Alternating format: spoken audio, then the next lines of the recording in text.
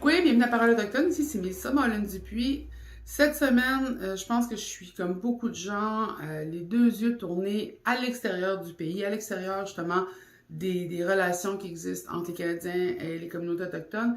Je me tourne vers ce qui se passe en Ukraine, vers justement l'invasion de la Russie dans un pays qui n'est pas le mien, qui culturellement, je n'ai aucune relation avec lui, à part une relation qui s'est passée sur le territoire canadien.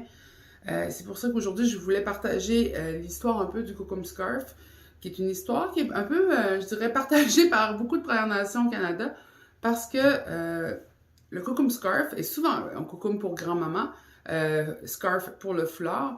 Donc, c'est le foulard de grand-mère, mais c'est aussi ce qu'on appelle le babouchka scarf ou le foulard de babouchka, parce que c'était des foulards d'origine ukrainienne. Et on se demande souvent comment c'est arrivé dans les communautés. Pourquoi est-ce que les femmes dans les powwows en portent un sur eux ou que les hommes le portent en bandeau? C'est un motif très floral qui justement fait un peu ancien. Bien, c'est que dans la moitié du 19e siècle, les communautés ukrainiennes qui étaient en immigration venaient s'installer dans le Canada un peu partout et se sont installées dans des endroits où il y avait beaucoup de communautés autochtones. Puis là, je pense beaucoup aux communautés cris de l'Ouest.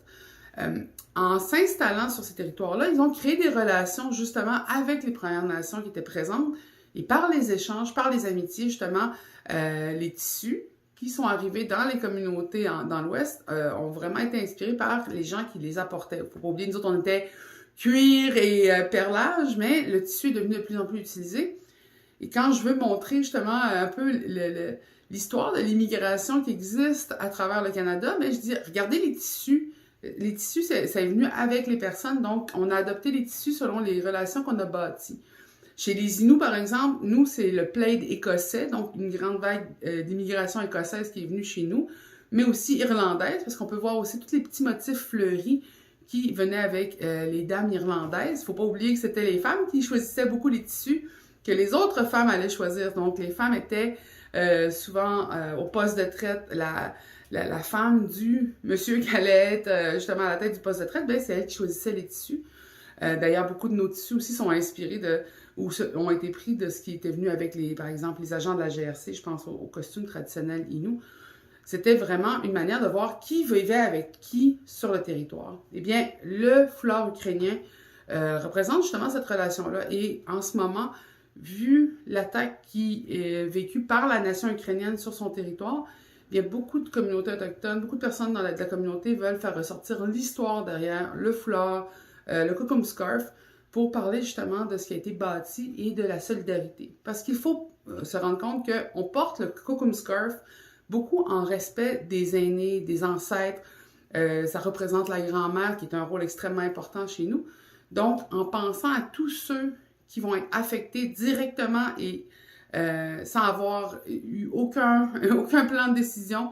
On pense aux grands-mères, aux aînés, on pense aux femmes, on pense aux enfants. Eh bien, le Cocum Scarf, c'est une manière de garder dans nos pensées, dans nos prières, justement, la nation de l'Ukraine et de pouvoir être en solidarité avec des gens qui l'ont été avec nous par le passé. D'ailleurs, on peut voir parce qu'on parle souvent d'appropriation culturelle, mais là, il faut aussi voir les moments d'adoption culturelle.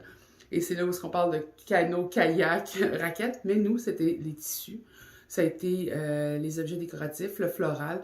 Et donc, en l'honneur de la nation ukrainienne, aujourd'hui, je voudrais dédier ma chronique.